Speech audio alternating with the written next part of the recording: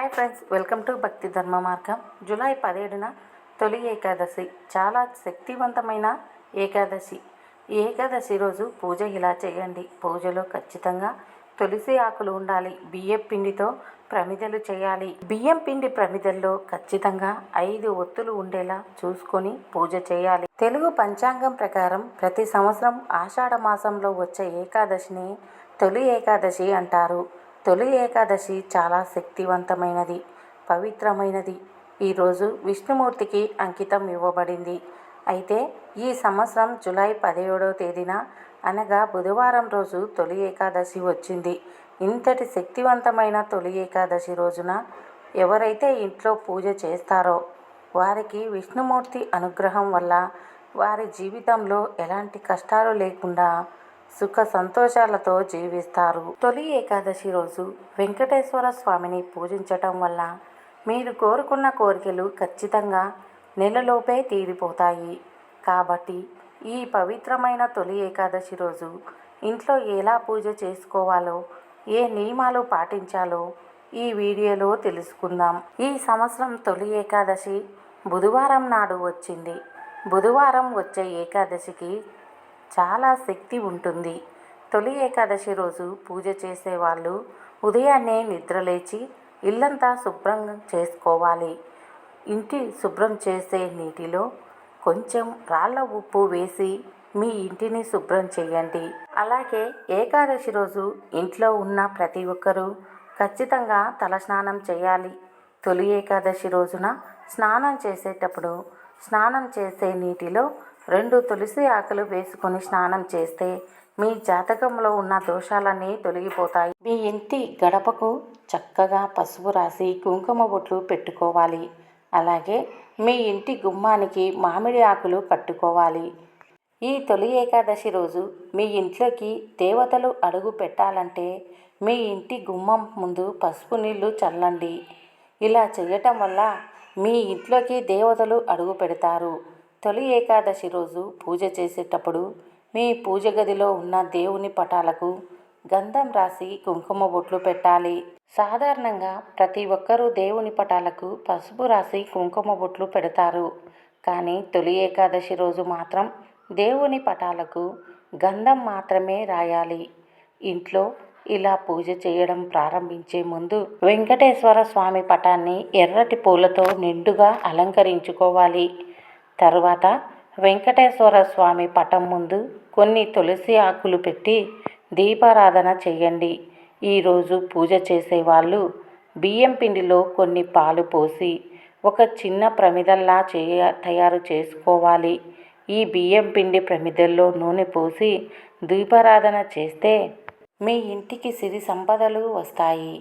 దీపాన్ని వెలిగించే ముందు దీపానికి గంధం బొట్టు, కుంకుమ బొట్టు కూడా రాసి దీపాన్ని వెలిగించాలి. ఈ రోజున చేసే పూజలో పిండి దీపం ప్రమిదలో 5 ఒత్తులు వేసి దీపారాధన చేయాలి.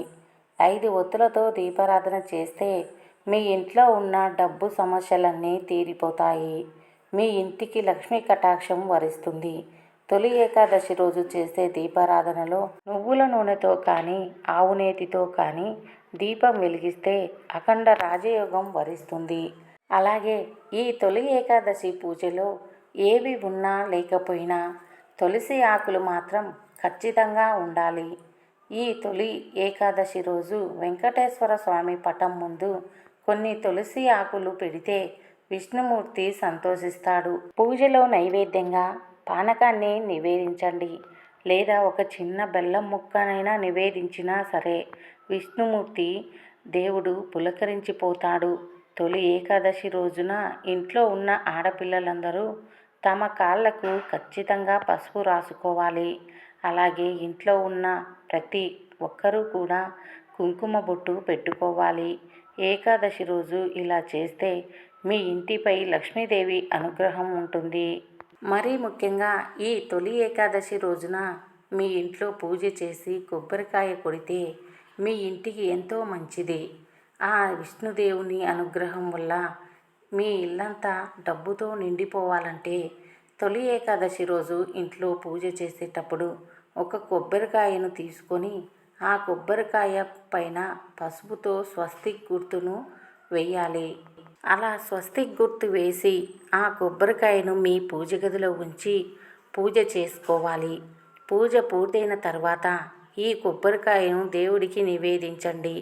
పవిత్రమైన ఈ తొలి ఏకాదశి రోజున ఎవరైతే ఇలా చేస్తారో ఆ ఇంటికి తిన్నా తరగని ఐశ్వర్యం లభిస్తుంది. మీ మనసులో ఉన్న కోరికలు ఖచ్చితంగా నెరవేరాలంటే ఈ తొలి ఏకాదశి రోజు మీ పూజ గదిలో ఉన్న వెంకటేశ్వర స్వామి పటం ముందు తాంబూలం పెట్టండి. విష్ణుమూర్తికి మీ కోరికను చెప్పుకుంటూ దేవునికి తాంబూలం సమర్పించాలి. వెంటనే ఎవరైతే ఈ తొలి ఏకాదశి రోజున వెంకటేశ్వర స్వామికి తాంబూలం సమర్పిస్తారో వాళ్ళు అనుకున్న కోరిక ఖచ్చితంగా తీరిపోతాయి. పూజ పూర్తయిన తర్వాత చివరగా దేవుడికి హారతి ఇచ్చి ఓం వాసుదేవాయ నమః అనే మంత్రాన్ని మీ మనసులో 3 సార్లు స్మరించుకోండి. ఈ మంత్రాన్ని చదవటం వల్ల మీరు చేసే పూజకి రెట్టింపు పుణ్యఫలం లభిస్తుంది. అలాగే పూజ పూర్తయిన తర్వాత ఖచ్చితంగా 5 ప్రదక్షిణలు చేయాలి. తర్వాత దేవుడికి సాంబ్రాణి ధూపం వేసి పూజను ముగించాలి. ఈ ఏకాదశి రోజున దేవుడికి ఖచ్చితంగా సాంబ్రాణి ధూపం సమర్పించాలి. తొలి ఏకాదశి రోజున ఉపవాసం ఉంటే కోటి జన్మల పుణ్యఫలం, అలాగే మీరు తెలిసి తెలియక చేసిన పాపాలన్నీ వినాశనమవుతాయి. తొలి ఏకాదశి రోజు ఉపవాసం ఉండేవాళ్ళు ఉదయం పూట సాయంత్రం మళ్ళీ దీపం వెలిగించాలి. ఇలా చేస్తే మీ ఇంట్లో ఎటువంటి కష్టాలు లేకుండా మీ ఇంటికి అష్టైశ్వర్యాలు సిద్ధిస్తాయి. మీ జీవితంలో ఉన్న కష్టాలు, వ్యాపారంలో ఉన్న నష్టాలు కూడా, కుటుంబ కలహాలు, అనారోగ్య సమస్యలు, ఇలా ఏ సమస్య అయినా సరే ఈ తొలి ఏకాదశి రోజు మీ ఇంట్లో పూజ చేయటం వల్ల, ఆ వెంకన్న అనుగ్రహం వల్ల మీ సమస్యలన్నీ తొలగిపోతాయి. ఈ తొలి ఏకాదశి రోజు ఇంట్లో పూజ చేసేవాళ్ళు మధ్యాహ్నం సమయంలో నిద్రపోకూడదు. ఇలా చేస్తే మీరు చేసే పూజకు ప్రతిఫలం రాదు. అలాగే ఈ రోజున పూజ చేసేవాళ్ళు ఉల్లిపాయ, వెల్లుల్లి, కందిపప్పు, మొక్కజొన్న, చిక్కుడుకాయ వంటి ఆహార పదార్థాలను తినకూడదు. పురాణాల ప్రకారం మురాసుడు అనే రాక్షసుడు బ్రహ్మదేవునికి ఇచ్చిన వరంతో దేవుళ్లను ఇబ్బంది పెడుతూ ఉండేవాడు. ఈ రాక్షసుని సంహరించడానికి విష్ణుమూర్తి చాలా కాలం పోరాడి చేసి అలసిపోయిన తర్వాత ఒక గుహలో విశ్రాంతి తీసుకుంటాడు. ఆ సమయంలో విష్ణుమూర్తి శరీరం నుంచి ఓ మహిళ ఆవిర్భవిస్తుంది. ఆ రాక్షసుని సంహరించి దీనికి సంతోషించిన విష్ణుదేవుడు ఆ మహిళను ఏం వరం కావాలో కోరుకోమన్నాడు. అప్పుడు ఆ మహిళ తను ఒక విష్ణుప్రియగా పూజలు అందుకోవాలని కోరుకున్నది. అప్పటి నుంచి తొలి ఏకాదశి ప్రాచుర్యంలోకి వచ్చింది. పురాణాల ప్రకారం ఈ పవిత్రమైన సమయంలో శ్రీ మహావిష్ణువు యోగనిద్రలోకి వెళ్తాడు. ఈ రోజు నుంచి 4 నెలల పాటు శ్రీ మహావిష్ణువు క్షీరసాగరంలో నిద్రిస్తాడు. కాబట్టి ఈ సమయంలో ఎలాంటి శుభకార్యాలు చేయకూడదని హిందూ పురాణాలు చెబుతున్నాయి.